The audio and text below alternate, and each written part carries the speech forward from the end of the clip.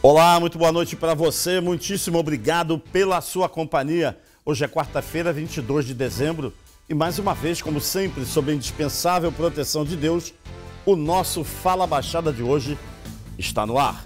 Hoje mais um Fala Baixada especial. Nós vamos conversar com o deputado estadual Chiquinho da Mangueira. Chiquinho, muitíssimo obrigado pela sua presença aqui. Há muito tempo que eu queria bater esse papo contigo, mas finalmente a oportunidade chegou. Estou muito agradecido com a sua presença aqui no nosso Fala Baixada, viu? Irmão, eu que tenho que agradecer a oportunidade de estar aqui falando para os ouvintes, para os telespectadores da Baixada. E eu sempre admirei o teu programa, sempre assisti o teu programa, mas nunca tive uma participação. Estou tendo hoje pela primeira vez e quero dizer que para mim a felicidade é toda minha. Primeira de muitas, deputado. Se Deus quiser. Deputado, queria conversar, já começando aqui o nosso bate-papo, Sim. Uma curiosidade pessoal minha. Porque se a gente perguntar ali, em qualquer comunidade do estado do Rio, né, especialmente na Mangueira, se chegar e perguntar por Francisco de Carvalho, ninguém conhece. Mas se perguntar pelo Chiquinho da Mangueira, todos vão apontar na direção onde o senhor estiver, né? Tá ali, tá, Chiquinho tá ali, Chiquinho tá ali.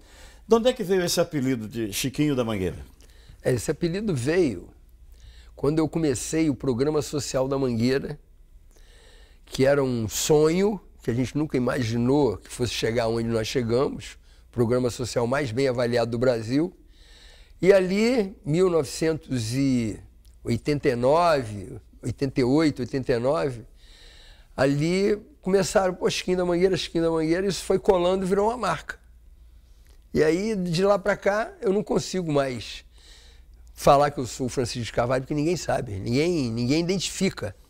E também não conseguiu se afastar dos projetos sociais da Mangueira? Não, continuo até hoje. Vou todos os dias lá, de 11 a 1, atender as pessoas, encaminhar as pessoas, porque lá nós temos um projeto de saúde com 2 clínicas da família, temos um projeto de esporte com todos os equipamentos que tem de melhor no Brasil, piso Mondo, piso Lisonda, tudo importado. Temos um projeto cultural que é a Mangueira do Amanhã, que é uma escola de samba mirim que todo ano faz um enredo cultural. Temos um trabalho com pessoas portadoras de deficiência, que é um abrigo que a gente tem, que a gente abriga 19 rapazes que já estão conosco há 12 anos, nunca tiveram a participação nem a visita de nenhum familiar. Nós pegamos os mais comprometidos nos pontos onde eles viviam da prefeitura, nos abrigos da prefeitura. Nós pegamos os 19 mais comprometidos. Construímos uma casa toda adaptada e eles moram conosco, vai para 13 anos. Eram totalmente desassistidos? Totalmente, nós nunca tivemos a visita de um parente. Por quê? Quando os familiares entregaram esses meninos nos abrigos da prefeitura, eles entregaram também com a documentação falsa. Então não tem como achar. Eles não têm a menor noção de onde moravam. Então eles moram conosco, vivem conosco, passam 365 dias do ano conosco. Nós temos toda uma coordenação que acompanha. Nós também temos um trabalho com deficientes, que é um trabalho que cresceu muito em função da APAI ter quase que falido. A Pestalozzi também está num momento muito difícil, que o governo federal deixou de ajudar. E migraram lá para a Vila Olímpica do Programa Social da Mangueira, que a gente tinha um atendimento lá com 150, hoje a gente tem um atendimento com 1.020. Esses os pais levam, fazem a atividade, acabou a atividade e levam para casa. São as mais diversas atividades sempre ligadas ao esporte? Todas ligadas ao esporte. O esporte e a música. Aliás, a sua ligação com o esporte também desde a época do primeiro projeto social da Mangueira, é isso?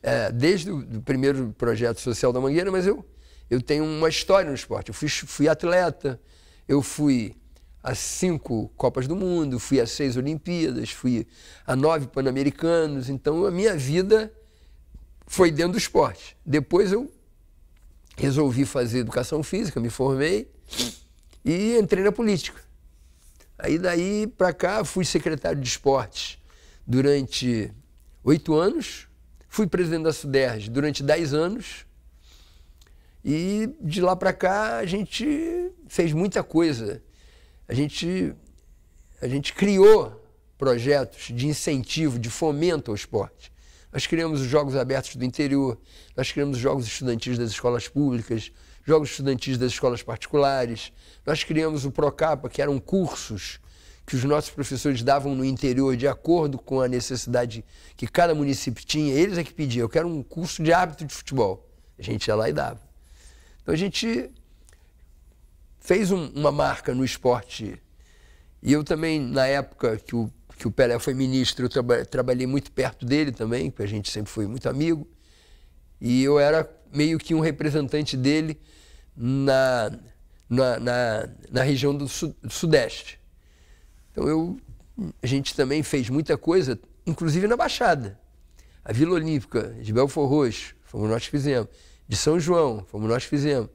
A primeira reforma da Vila Olímpica da Escola Estadual de Nova Iguaçu, nós fizemos. João do Nascimento ali. Exatamente. A reforma do Maracanãzinho de Caxias, a primeira, fomos nós que fizemos na época que o Pelé era ministro. Então, na época, Belford Roxo, o prefeito era o falecido... É do Joca? Joca. Exatamente. E Nilópolis, na época o prefeito era o Neca. Nós fizemos a pista de atletismo no campo do frigorífico, reformamos o campo do frigorífico. Então eu acabei fazendo meio que uma caminhada na Baixada. E a gente construiu equipamentos que hoje a gente acompanha à distância, uns estão bem cuidados, outros não. Você acha que o governo federal, nessa área do esporte, está devendo muito ao Estado do Rio? Mauro, o governo federal está devendo ao Estado do Rio de Janeiro, não só na área do esporte, como em todas as áreas. Então, o ministro da Economia é carioca. O presidente da República é do Rio de Janeiro. E a gente tem dificuldades de ver investimento do governo federal no Estado do Rio de Janeiro. A gente espera, vou te dar um exemplo, a gente está aguardando o investimento de recuperação do estádio Célio de Barros, que é a catedral do atletismo brasileiro. Por ali passaram os maiores atletas da história do Brasil, desde Ademar Ferreira da Silva, primeiro negro brasileiro bicampeão olímpico. Ele, na época, o Ademar, ele era o Pelé, só que ele era o Pelé do atletismo e o Pelé era o Pelé do futebol. Mas eles começaram quase que juntos, o Ademar um pouco mais velho do que o Pelé. Mas por ali passaram José Teles da Conceição, Ulisses Laurindo, Aida dos Santos, que foi a primeira mulher brasileira a ir a uma Olimpíada e ficar entre as 4 do mundo. Também começou a sua história no Célio de Barros. E, infelizmente, hoje, o Célio de Barros está lá abandonado. A gente está até vendo se o governador tem uma visão daquilo ali, que a gente tem mostrado a ele que aquele patrimônio não pode ficar do jeito que está. Foi um erro do governo passado, que ali eles queriam privatizar o Maracanã, que eu não sou contra a privatização. Só que tem que respeitar os espaços. O que foi privatizado? Foi privatizado o Maracanã e o Maracanãzinho. Então não pode destruir o parque aquático e não pode destruir o Célio de Barros. Sim. Ou então privatizava tudo. Mas não fizeram. Então o parque aquático está lá em pé porque nós brigamos muito na época do governo Sérgio Cabral para que não demolisse, que eles queriam fazer ali uma interligação de um shopping. E a gente brigou, não deixou. E lá no Célio de Barros, a gente brigou, mas eles acabaram jogando um asfalto na pista de atletismo, que era uma das melhores pistas de atletismo da América do Sul. Era um piso lisonda, com 12 centímetros de piso, que era o que tinha de melhor. E hoje, a gente está tentando aí ver se o governo federal, apesar de que eu acho que agora o governo federal vai ter uma visão melhor para o esporte do Rio de Janeiro, porque o atual secretário, que é o ex-árbitro de futebol, Gutenberg, é um cara muito próximo do presidente, muito próximo do senador Flávio, é um cara que está escutando a gente, coisa que antes a gente tinha dificuldade disso. Deputado, o senhor está no 5º mandato de deputado estadual, o senhor citou aí uma foi graças a uma briga nossa e tal, é a chamada briga do bem, né? Sim, briga do bem. Briga em benefício da população, de um segmento e tal. Lá na Assembleia Legislativa também o senhor tem uma fama de comprar muitas brigas, nesse sentido, de brigas positivas, de brigas para não deixar passar determinados absurdos, arbitrariedades, não se cometerem nenhum deslize que vá prejudicar segmentos sociais.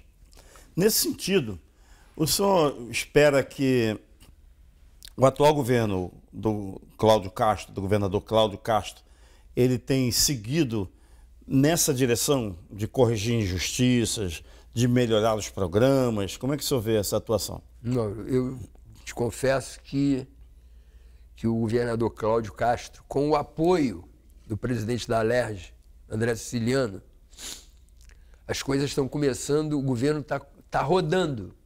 E o governador tem tido essa preocupação. Eu sempre disse para ele, que ele sempre me perguntava, como é que está meu governo? Eu falei, o seu governo depende em que área? Se a gente for pensar na área social, na área do esporte, nas comunidades, é zero, governador. Porque eu nunca tive essa preocupação de falar o que ele quer ouvir. Vou falar para ele, eu sempre fui assim, não mudarei agora. Nem com outros governadores também, o senhor sempre falava claramente. Sempre fui contra a privatização do Maracanã, no auge do governo Cabral. Mas fui contra. Fui contra a privatização do Banerj lá atrás, que eu ainda era um sindicalista, no governo Marcelo Alencar. Então, historicamente, a gente sempre brigou, porque a gente acha que o que é do poder público tem que ser do poder público. Eu não sou contra a privatização, desde que ela ofereça um trabalho melhor do que o que estava antes. Agora, a gente privatizou a SEDAI. Mas há uma perspectiva, há um projeto de saneamento, de água potável nas comunidades. Isso é o mais importante, porque a SEDAI não tinha mais musculatura para dar conta de todas as demandas. Estava exaurida. Exaurida. E depois, muito politizada. Mas não é de agora, é desde décadas. Isso foi perdendo alguns quadros, apesar de terem bons quadros ainda na SEDAI. A gente está até vendo a possibilidade de aproveitar os funcionários da SEDAI para que eles possam ser contratados pela empresa que ganhou a licitação. Pela Águas do Rio. Pela Águas do Rio, AG, Águas do Rio. Então, eu sempre briguei por aqueles que mais precisam de mim.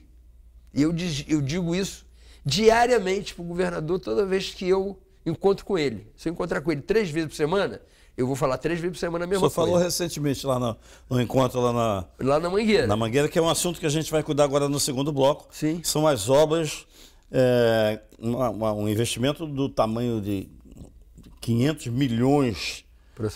Aproximadamente 500 milhões, que vai melhorar e muito a vida e vai tornar o Morro da Mangueira numa cidade.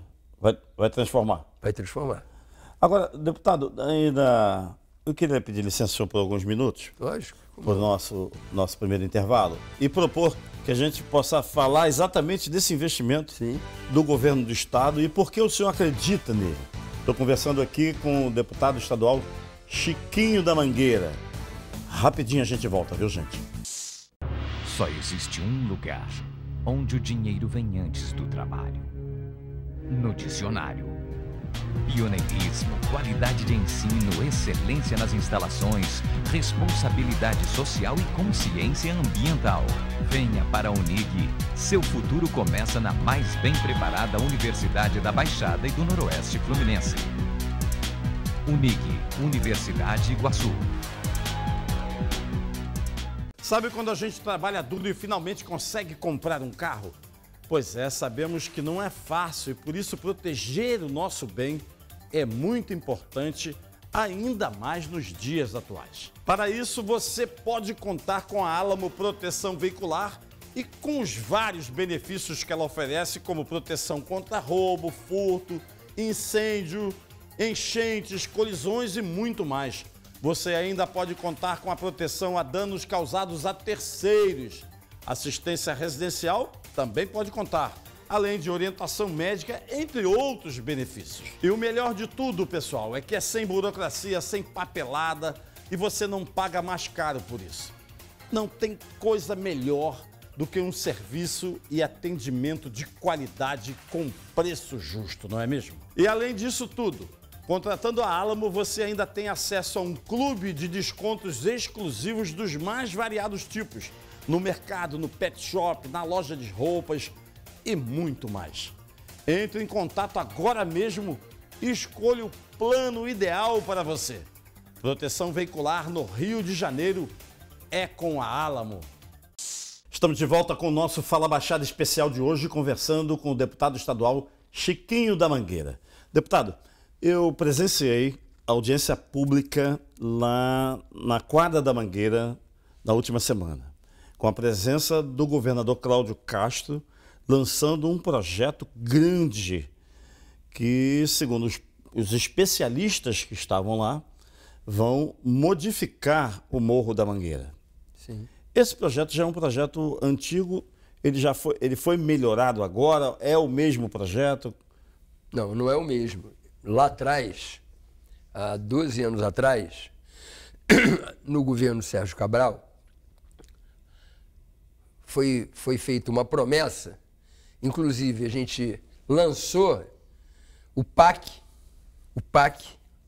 1, ia começar lá pela Mangueira. Mas, infelizmente, o governo, naquela época, não correspondeu àquilo que prometeu, que era fazer um PAC na Mangueira. E, na época, quem ficou mal nessa história fui eu. PAC era o Programa de Aceleração do Crescimento. Isso, era na parceria da Prefeitura, do Governo do Estado com o Governo Federal. E aí não fizeram lá na Mangueira, que era uma promessa do presidente Lula, era uma promessa depois da presidente Dilma, uma promessa do governador Sérgio Cabral e uma promessa do prefeito Eduardo Paes. Mas, enfim, os problemas chegaram, o governo Lula começou a ter problemas, o Sérgio Cabral também teve problemas, acabou não acontecendo lá na Mangueira. E ficou essa dívida do Estado com a comunidade da Mangueira. E o senhor era o avalista? Eu fui o avalista. Sim. Quem ficou mal ali fui eu. Mas, graças a Deus, pela credibilidade que eu sempre tive ali, as pessoas sempre disseram para mim, um dia vai acontecer. E eu dizia para eles, um dia vai acontecer. E nessas minhas caminhadas, encontros com o governador, que ele me perguntava, o que você acha do meu governo? Eu falava, a educação está assim. Eu dava a minha opinião. Sim. E dizia para ele que o governo precisava de ter um braço social nas comunidades. Coisa que não tinha. Fundação Leão 13 falida. Agora que está começando a se recuperar. CCRJ, falidos. CCD6, falidos. Estudante de comunidade, nada funcionava. Agora, no governo Cláudio Castro, isso está começando a funcionar. E o governador dizia para mim o seguinte, eu vou cumprir o que você me cobra. Eu vou investir nas comunidades. Eu falei, estou esperando. Só espero que ainda dê tempo. Aí ele me chamou e falou, vou começar pela Mangueira. Eu sei que o Estado tem uma dívida lá e eu vou honrar essa dívida. Eu não vou fazer só na Mangueira, vou começar pela Mangueira, que é um morro histórico, tem a escola de samba, tem grandes baluartes, Cartola, Nelson Sargento, Dona Zica, Tia Neuma. E aí ele me liga e fala, vamos tocar. Senta com o Max, que é o secretário de Infraestrutura e Obras.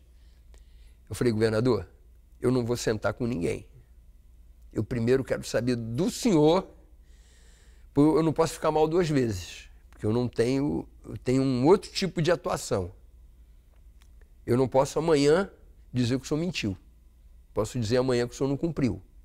Quero saber do senhor qual é a margem de segurança para que isso aconteça. O senhor vai na audiência pública? Porque ali é um maior testemunho. Ele falou, vou. E foi. Colocou a digital dele. Colocou a digital dele lá. Então, o governador tem sido um cara muito comprometido com as coisas que ele promete. Isso também sou testemunha. Quando dá, quando não dá, não dá. Mas Esse investimento nas comunidades não é só na Mangueira. Vai ter na Rocinha, vai ter no Alemão, vai ter no Jacarezinho, vai ter em Manguinhos.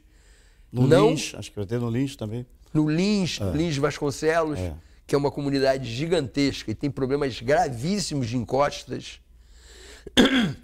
Então eu tô afiançando que vai acontecer, porque o governador cumpriu o que tratou comigo, coisa que antes não aconteceu.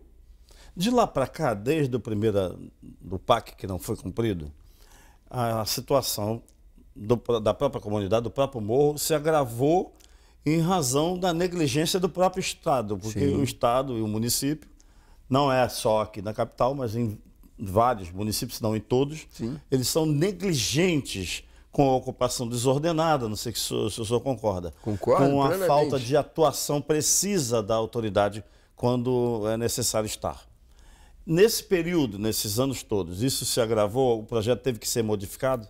Mauro, teve que ser muito modificado. Sim. Como você bem disse, o problema todo é o seguinte, as comunidades, em função do país ter ficado mais pobre, as pessoas estão, antigamente você dizia assim, ó, as pessoas estão na linha da miséria. Hoje não, estão abaixo da linha da miséria.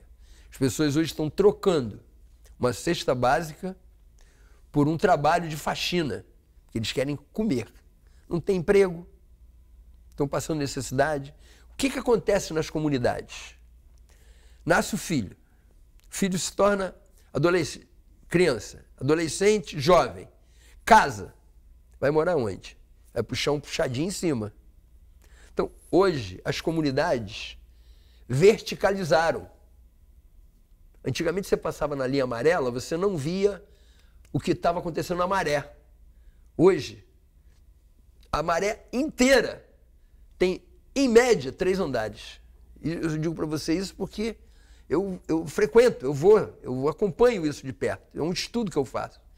Na Mangueira não é diferente e em qualquer outra comunidade não é diferente. Por absoluta necessidade, né? Por absoluta necessidade. Não é exploração imobiliária, não é nada disso. Não é, Mauro. Vai por mim, não é. Pode ter um caso pontual aqui, um pontual ali, mas no conjunto da obra, se você visitar as comunidades, você vai entrar numa casa que tem 3 andares. Quem é que mora aqui? Moram os pais embaixo, os filhos em cima e os netos em cima. Então, isso fez com que houvesse um aumento extremamente fora de controle. É igual nas comunidades, que chega uma hora, as pessoas vão construindo, vão subindo, chega uma hora que não dá mais para subir. O que acontece com essas pessoas que moram lá no pico do morro? Elas não conseguem chegar no asfalto, porque não tem acesso. Se passar mal, a ambulância não chega. Se tiver um problema, alguém tem que carregar, descer quase 1 quilômetro para poder chegar no lugar. Tem gente que passa anos na comunidade sem ver o asfalto. Sem ver o asfalto. Isso é uma realidade. Isso é uma realidade. E com isso, a falta de serviços públicos fez com que não houvesse uma orientação, uma coisa que eu defendo, que é o controle de natalidade. Podem me criticar à vontade, mas eu não mudo minha opinião. Eu acho que a gente não pode incentivar que as pessoas tenham mais filhos, porque o rico tem no máximo 3 filhos. O rico tem no máximo 3 filhos. O pobre tem em média 5. Tá ruim de criar um? Imagina 2, 3, 4, 5. Então, isso, eu vivo o dia a dia disso.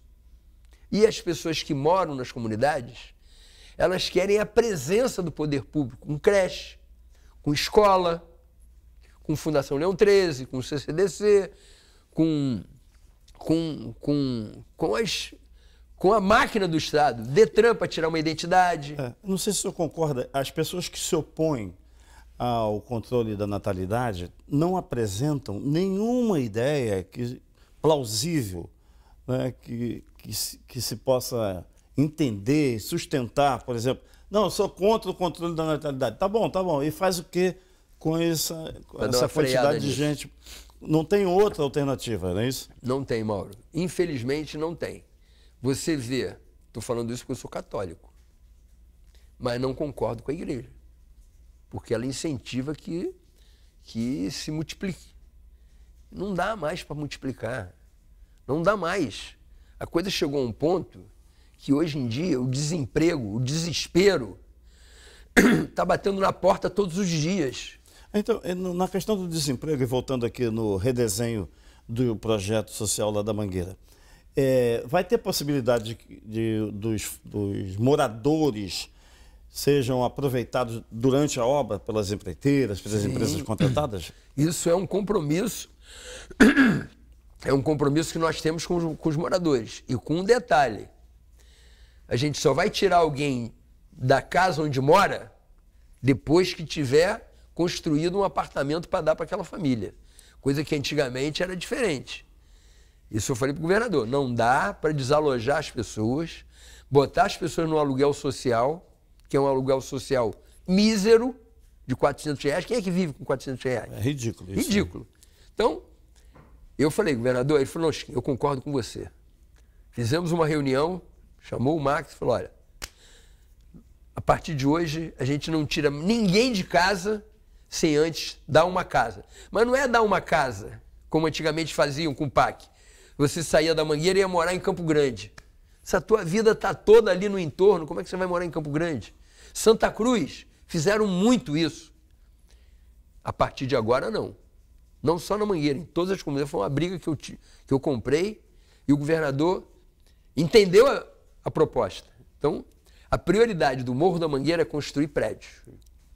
Mas isso vai acontecer simultaneamente. Começou a obra dos prédios e as obras, vai ter muita obra de saneamento, imagina. A única coisa que vai ficar para mais para frente vai ter que abrir uma rua, vai ter que desabrigar 5 famílias. Essa rua vai ficar por último. Primeiro tem que construir o apartamento, a casa. Perfeito.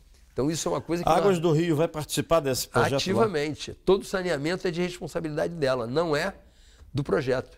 Então não fica uma rua sem ter água? Não fica. Não fica. Vai ser saneamento contemplada? 100%. Água 100%. Luz 100%. O projeto, depois da fase da audiência pública, segue para qual fase? Agora vai para a fase de levantamento de preço e licitar. Então eu acredito que lá para abril, maio, nós estaremos licitando a obra da Mangueira. Até porque há boa vontade lá na Secretaria de Infraestrutura. Eles se organizaram para tocar a obra. Então hoje você chega lá, qualquer coisa que você pergunte, você tem uma resposta na hora. E eu, como membro da comissão de obras, então eu fico mais próximo do que nunca. Eu fiscalizo. Obrigado. Eu estou conversando aqui com o deputado estadual Chiquinho da Mangueira e conhecendo um lado que eu não conhecia, viu, deputado? Mesmo respirando política, mas eu não tinha noção da amplitude do seu interesse, da sua participação direta na melhoria da condição de vida de muitas comunidades, não só da Mangueira. Sim.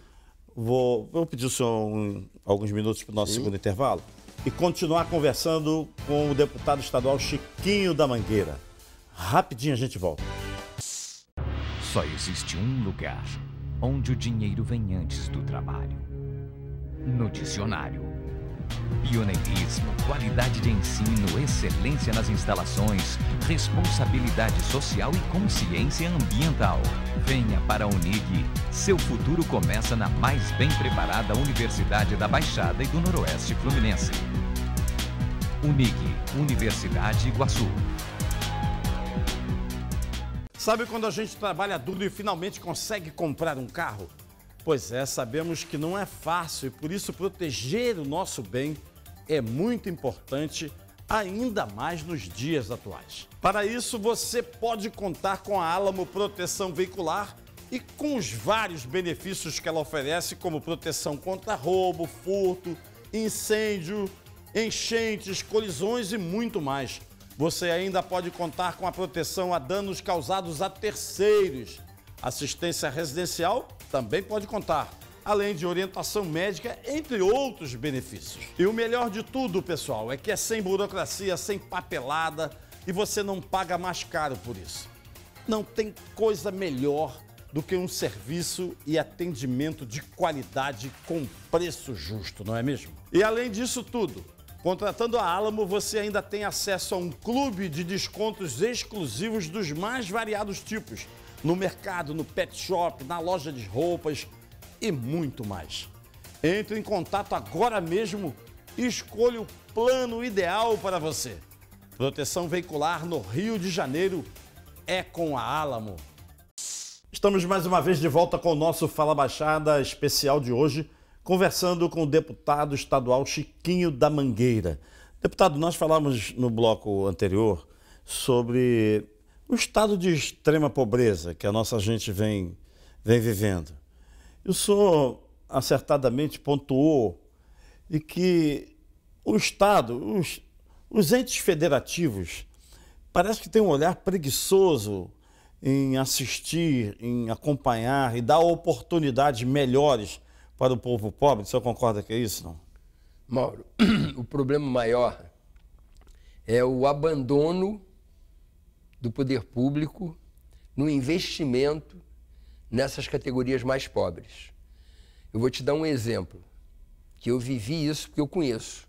Já estive no Haiti, já estive em Porto Príncipe, conheço bem o que é miséria no mundo. Até porque eu viajei muito. Hoje, antigamente você dizia assim, pô, quer ver miséria? Pô, vai ver lá no Haiti. Hoje, eu garanto a você que não precisa andar mais de 1 quilômetro da onde você está. Vou dar um exemplo daqui. Nós estamos na CNT, aqui em São Cristóvão. Vai aqui na Barreira do Vasco. Entra, vai lá no coração da Barreira do Vasco, lá no Uga Uga. As pessoas estão morando em barraco de papelão. Estão morando em barraco feito de estuque. Então, qual é o grande problema nosso? É que isso vai ganhando corpo, isso vai aumentando. Aí o Estado resolve, o Estado, quando estou falando, não estou falando do Estado do Rio de Janeiro, estou falando dos entes federativos. Eles vão lá e agora vai mudar a política, nós vamos fazer casas, mas tem que começar por onde mais precisa. Não adianta começar, como eu te dei o exemplo, não adianta tirar o morador da Barreira do Vasco e levar para Santa Cruz. Não adianta, tem que construir ali na Barreira do Vasco, fazer um levantamento social, fazer um levantamento das famílias, ver quem realmente está nessa faixa abaixo da linha da miséria, quem está morando em lugar insalubre. Tem lugares, Mauro, tem lugares que não vê uma ponta de sol durante os 365 dias do ano, irmão. As pessoas vivem ali camufladas.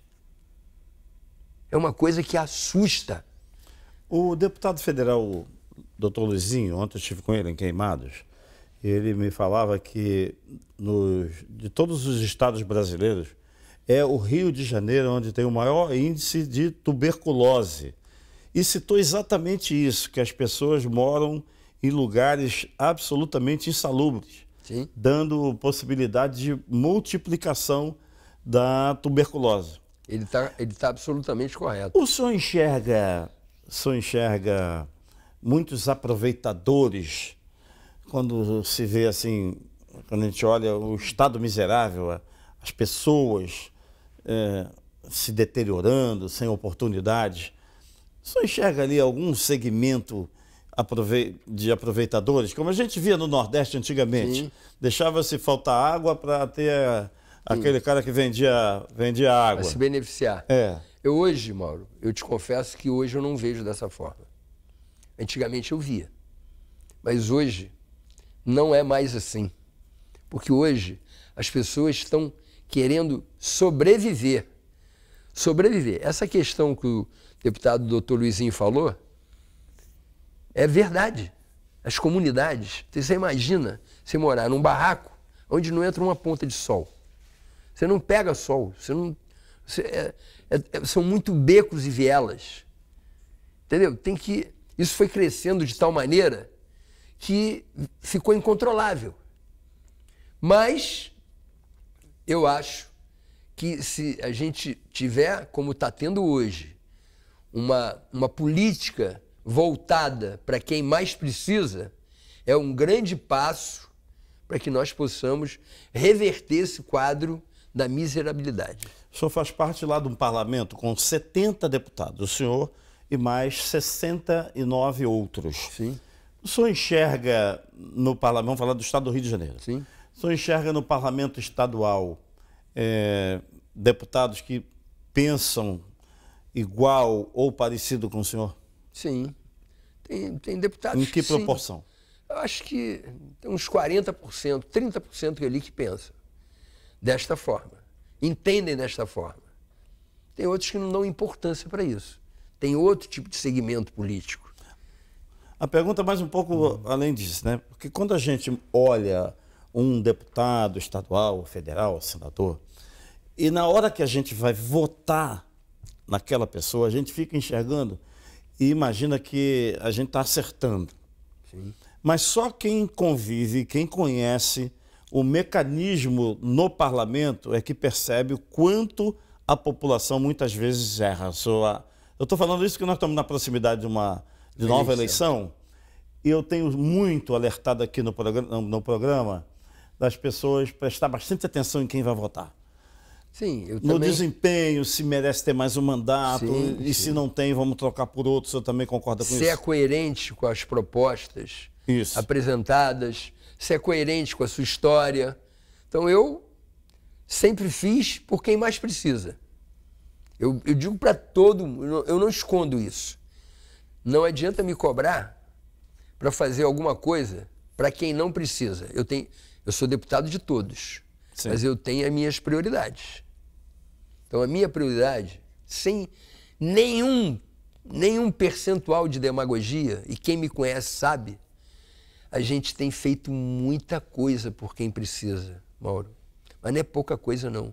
É diariamente, durante o mandato todo, ajudando quem mais precisa, dando escola, dando internação, procurando dar emprego, procurando ajudar as pessoas, dando reforço escolar, investindo na educação, investindo no esporte, investindo no primeiro emprego, no jovem aprendiz, que é uma coisa que eu acredito, que eu acho que é um projeto dos mais importantes, porque a gente precisa botar essa garotada para fazer alguma coisa, não dá para ficar de bobeira no morro.